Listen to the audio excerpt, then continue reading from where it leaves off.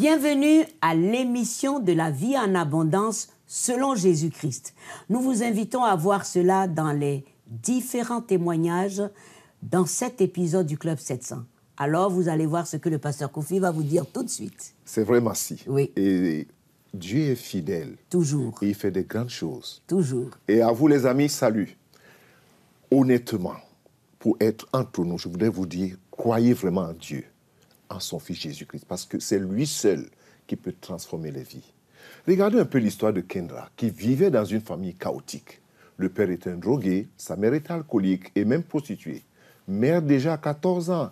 Et un jour, elle était en train de mourir d'une overdose. Suivez. Au plus loin qu'elle puisse s'en souvenir, Kendra Sykes a toujours aspiré à la douceur du véritable amour. Mais pendant sa croissance, la pauvreté et les abus refroidirent complètement son cœur. Mon père était très violent envers ma mère.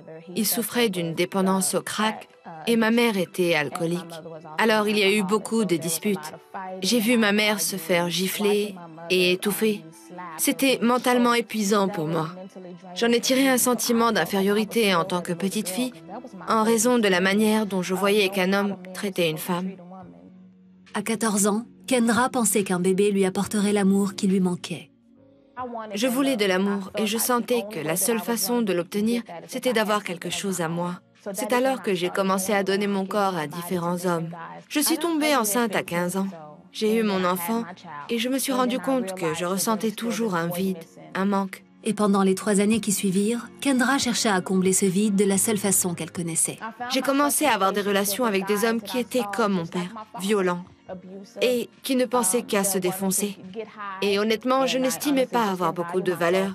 Tout ce que je savais, c'est que je devais sortir, m'amuser, vivre ma vie et obtenir ce que je recherchais.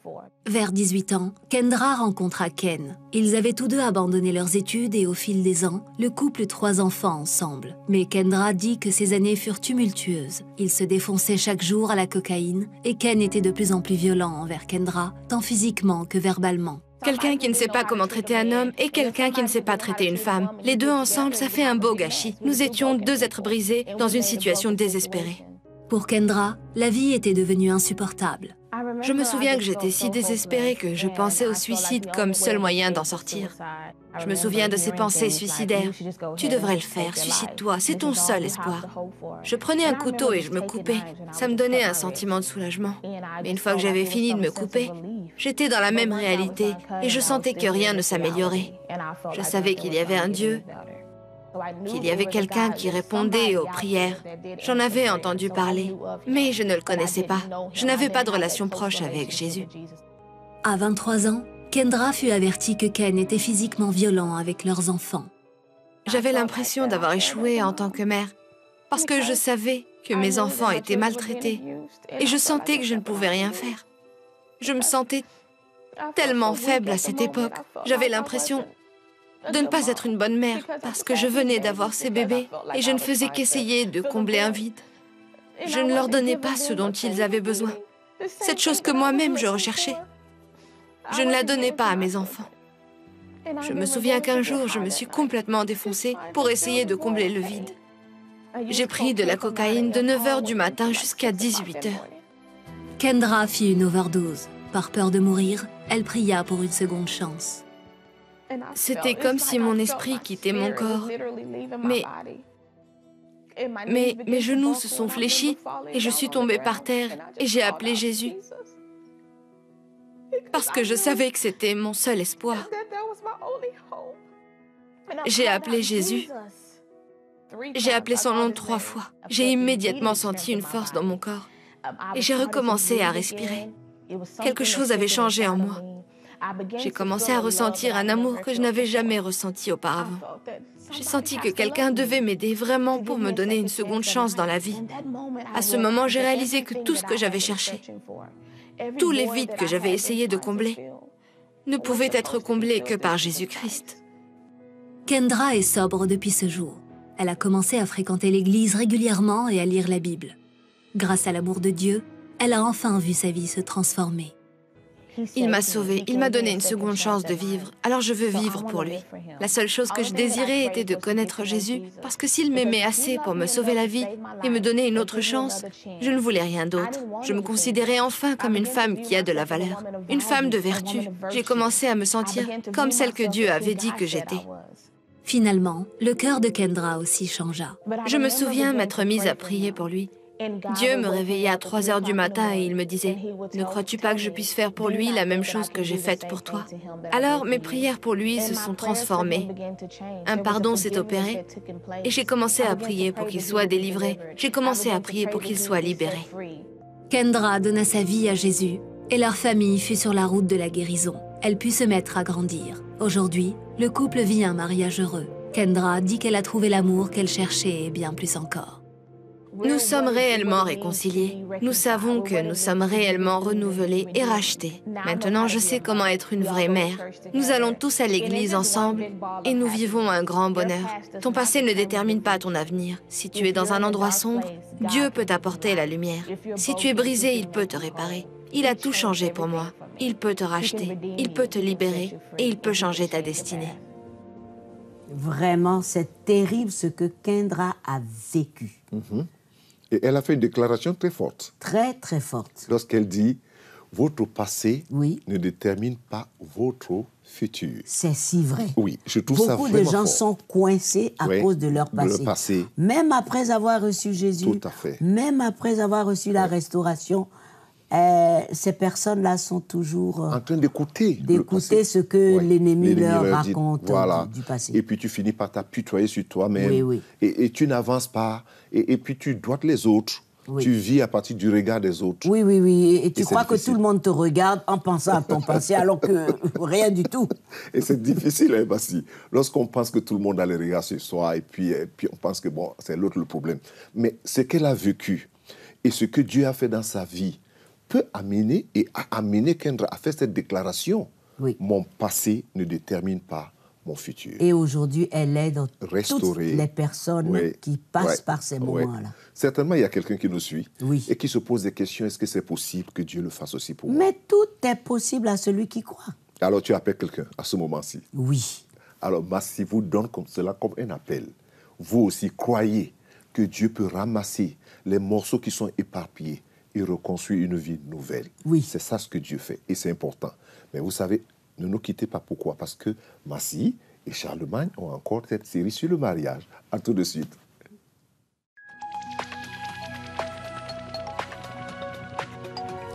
Si vous avez des questions spirituelles, des besoins de prière ou même si vous avez besoin de conseils, n'hésitez pas à nous contacter aujourd'hui à cette adresse ou au numéro suivant.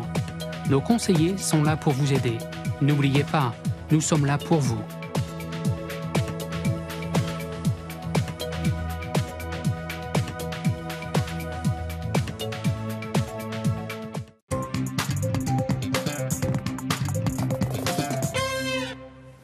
Merci de continuer le Club 700 avec nous. Nous sommes à la rubrique mariage avec Charlemagne Sobia.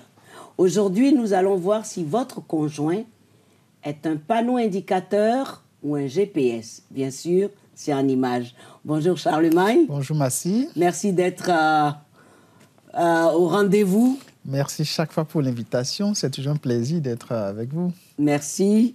Donc, c'est quoi l'époux ou l'épouse panneau indicateur?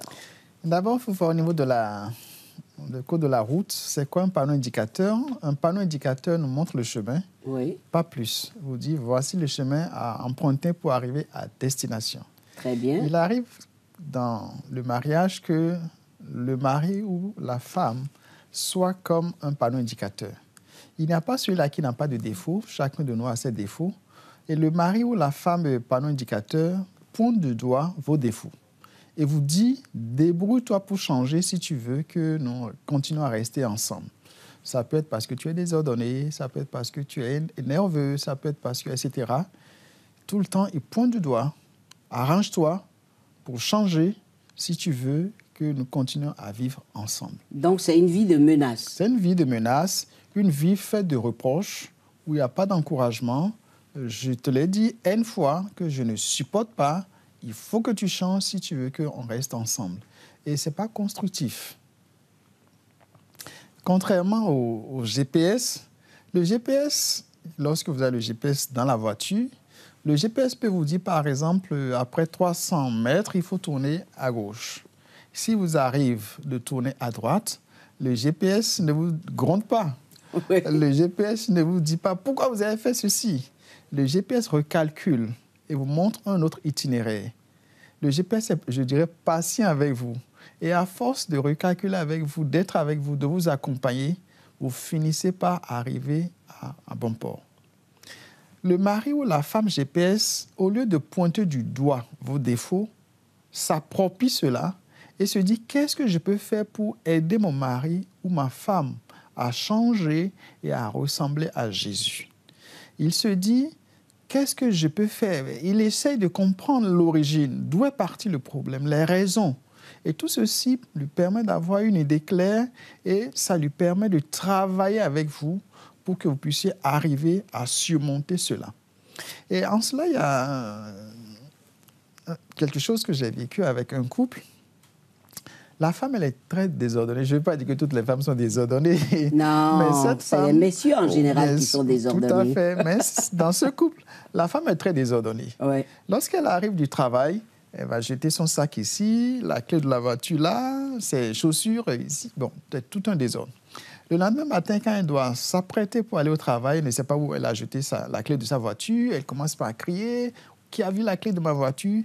Et le mari ne cesse de lui dire « Je t'ai dit une fois que c'est plus facile d'être ordonné et lorsque vous êtes ordonné, les choses vont très facilement. Chaque fois quand tu reviens du travail, dépose ta clé à tel endroit. » Donc, c'est des reproches sur reproches. Consciemment ou inconsciemment, elle refusait de changer pour voir quelle serait sa réaction. Et puis, avec le temps, le mari a dit, mais au fait, et si je changeais? Maintenant, quand son épouse arrive du travail, elle jette la clé de la voiture quelque part, oui. Tout doucement, il va prendre la clé de la voiture, il accroche quelque part au mur, il prend ses chaussures, il range, il prend ses sacs, il range. Le lendemain matin, quand elle s'apprête, elle voit sa clé, la clé de la voiture qui est accrochée au mur, elle prend tout. Et il n'y avait plus de tension.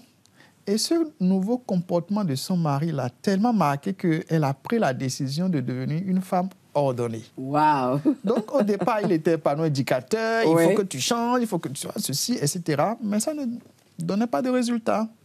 Mais lorsqu'il a commencé par accompagner sa femme dans le processus, ça a donné le résultat. Il est devenu GPS. Donc, en conclusion, je pense que la personne qui prend sur elle de changer de comportement peut plus aider l'autre. Tout à fait. Au fait, c'est se dire, je vais faire comme Jésus. Jésus ne nous dit pas, débrouille-toi pour abandonner telle ou telle chose. Jésus dit, viens à moi et je vais t'aider à changer. Dans le couple, si nous voulons réussir dans tous les domaines, nous devons avoir le comportement que Jésus a avec nous. Il n'est pas celui-là qui pointe, mais il vous accompagne, il vous encourage, il vous soutient et le résultat final, c'est que vous vous améliorez. En principe, dans la relation conjugale, après des années, on doit pouvoir dire « heureusement que je t'ai rencontré ». Parce que grâce à toi, aujourd'hui, j'ai pu progresser. Grâce à toi, aujourd'hui, de désordonné que j'étais, je suis devenu une femme ou un homme ordonné. Si je prends mon cas, j'étais monsieur 10 sur 20, tout mon cursus scolaire, je n'ai jamais été brillant. Mais ma femme était très brillante. Quand ma femme va à un examen, on ne demande pas si elle va réussir, parce qu'elle ne peut pas ne pas réussir. Mais on demande est-ce qu'elle sera la première du pays. Ouh. Elle était très brillante. Alors quand on s'est mariés au début, quand je faisais mes conférences, après, elle me dit, mais tu as fait telle faute de français, tu as fait ceci. Oh, ça fait rien. Si j'ai fait une faute de français, ça fait quoi? Mais petit à petit, elle m'a amené de passage d'aide, de médiocre. Aujourd'hui, elle m'a amené à être, je dirais, monsieur 12 ou 13 sur 20. Et je voudrais être vraiment quelqu'un de très excellent, comme elle est excellente. Et donc, sa présence à mes côtés m'a amené à être plus excellent, m'a amené à être plus ordonné, m'a amené à être plus propre. Je n'étais pas à mes yeux propre. J'étais apparemment propre, mais en réalité, j'étais un peu sale. Oui, les hommes sont un peu sales dans certains domaines. Il ne faut pas se changer 10 fois. Je me lavais une fois par jour. Et puis bon, ça fait quoi, comme on dit. Oui, les hommes, c'est souvent ça. Petit à petit, en compagnie de ma femme, j'ai appris à être plus propre, plus ordonné, etc. Donc, elle a été un GPS pour moi et je la remercie. Donc, le panneau indicateur a vraiment évité. Évité, oui. Le panneau indicateur ne fait que sermonner. Or, le GPS vous encourage, vous dit « j'ai confiance en toi, tu arriveras ». Et encourage les petits efforts, et on arrive finalement à atteindre l'objectif, à s'améliorer. En fait, c'est encourager les petits efforts. Tout à fait, encourager les petits efforts, ne pas toujours voir que les défauts. Tu fais ça, je vois que tu as progressé, je vois que tu fais mieux ceci, tu es plus gentil, ça me fait plaisir. Et prier pour la personne aussi, parce que c'est Dieu qui change. Donc, le panneau indicateur ne fait que doiter, mais le GPS, il prie aussi pour vous, parce que c'est Dieu seul qui change réellement. Donc, nous devons prier pour que Dieu nous aide à influencer notre conjoint ou conjointe, mais prier aussi pour notre conjoint ou conjointe pour que Dieu puisse l'aider à s'améliorer, à lui ressembler davantage à lui. Et plus tous les deux vous serez GPS, et plus il y aura l'harmonie, et il n'y aura plus de divorce. Et paix. Et paix, exactement. Conclusion finale. Conclusion, nous devons nous marier dans le but d'être une bénédiction pour notre mari ou notre femme, d'être un GPS pour notre mari ou notre femme. Et demander à Dieu de nous aider à pouvoir être vraiment un GPS pour notre mari, pour notre femme. Et si on arrive, il y aura l'harmonie dans le foyer pour notre bonheur, pour le bonheur de notre conjoint, conjointe et pour le bonheur des enfants, surtout pour le des bonheur enfants. de la société. Oui, parce qu'un bon mariage... c'est toujours une bonne chose. C'est la l'une des clés, la famille. Donc, cherchons à être GPS. Par nature, on est tous panneaux indicateurs, hein?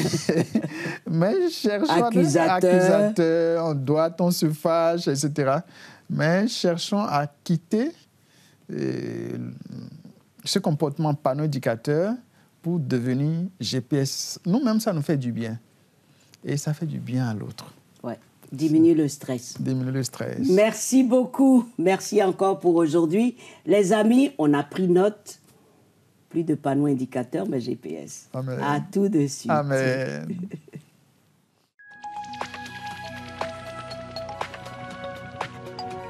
Si vous avez des questions spirituelles, des besoins de prière ou même si vous avez besoin de conseils, n'hésitez pas à nous contacter aujourd'hui à cette adresse ou au numéro suivant. Nos conseillers sont là pour vous aider. N'oubliez pas, nous sommes là pour vous.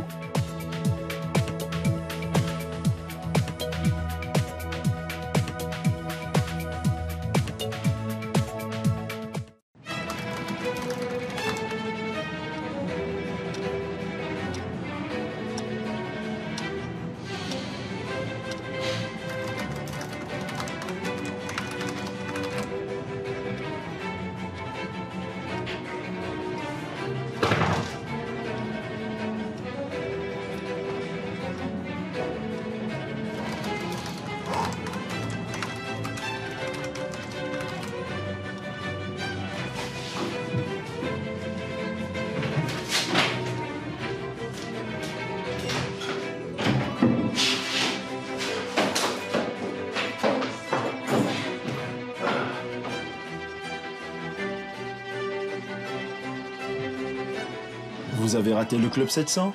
Ne vous inquiétez pas. Vous pouvez toujours regarder vos émissions préférées sur www.leclub700.tv.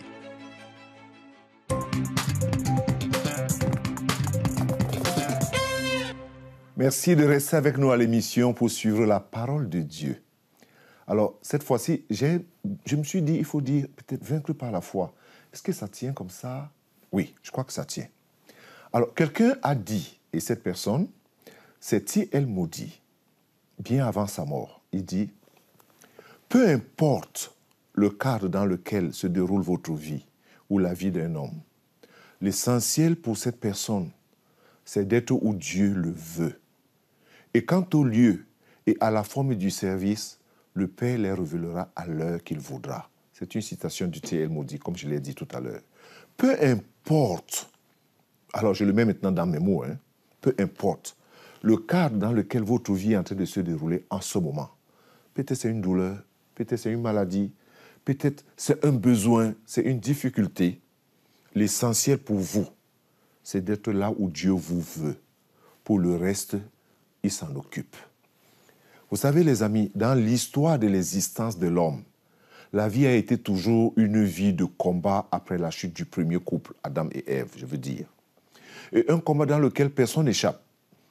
Et ce combat, comme on le constate, est d'abord spirituel. On le voit avec l'exemple d'Adam et Ève, qui avaient manqué de vigilance et qui furent séduits par le malin, c'est-à-dire Satan. Quiconque naît dans ce monde est déjà exposé aux conflits de ce monde et aux défis de cette vie.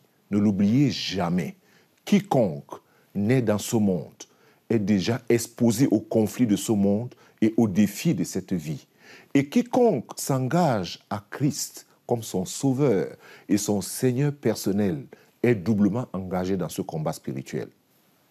Ainsi, chacun de nous devait vivre sa vie chrétienne en sorte qu'il puisse prononcer au terme de sa course, si Dieu voulait que tu vives 10 ans plus, 20 ans encore, ou 30 ans, ou 5 ans, ou même 80, les mêmes paroles que l'apôtre Paul, qui recommandait à Timothée de garder la foi en combattant le bon combat, car une couronne nous attend au ciel. Gardez la foi en combattant le bon combat, parce qu'il y a une couronne qui nous attend au ciel. La vie, c'est un jeu de l'existence. Par moments, elle peut vous amener en haut, par moments, elle peut vous amener plus bas. Ce qui est important, c'est dans quelle direction je regarde. Est-ce que je regarde vers le Père, ou alors je regarde à moi-même, ou je regarde tout autour de moi? Non. Regardons au Seigneur. Fixons nos regards sur le Seigneur. Je prie que la grâce de Dieu et la force du Saint-Esprit vous communiquent cette foi intérieure sur l'amour de Dieu. Soyez vraiment encouragés et bénis. Vraiment. Merci. Merci Seigneur pour ta parole. Merci pasteur. Les amis, nous attendons toujours vos requêtes de prière pour vous aider. Maintenant, allons au Pérou pour voir deux petites filles, Diana et Gabi, qui après avoir regardé Superbook ont eu un résultat époustouflant. J'ai beaucoup aimé cette histoire. Suivons. Diana et sa petite sœur Gabi se trouvaient au parc lorsqu'elles entendirent des enfants chanter. Diana apprit que les enfants venaient d'un centre d'Orphans Promise de leur quartier. Avec la permission de leur mère, elles s'y rendirent. Dans cet endroit, tout le monde aime lire la Bible et chanter pour Dieu. Diana y regarda aussi Superbook de CBN. Un jour, elle fut vraiment touchée par l'épisode sur l'Apocalypse intitulé « La bataille finale ». Quand je regardais, c'était comme si je me voyais dans l'histoire. C'était comme si Jésus se battait pour moi. Et c'était comme si Dieu se battait pour mon père, qui était alcoolique.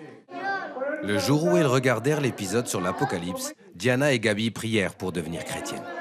La monitrice nous a invités à prier pour inviter Jésus. J'ai prié et je me suis sentie comme une nouvelle personne. Depuis ce jour, Dieu est dans mon cœur et il me parle tous les jours. Chez elle, le père de Diana n'avait jamais lutté contre l'alcoolisme, jusqu'à ce qu'elle prie pour lui. Des miracles ont eu lieu à la maison. Je priais tous les jours pour mon papa. Et il a arrêté de boire. Et la mère de Diana pria aussi pour devenir chrétienne. Dieu était le seul qui pouvait changer notre vie. Diana continue de regarder Superbook et grandit dans sa compréhension de l'amour de Dieu pour elle. J'aime Superbook parce que je peux me reconnaître dans beaucoup d'histoires. Avant, je ne croyais pas que Dieu existait. Maintenant, je sais qu'il répond à mes prières. Merci de nous avoir donné Superbook.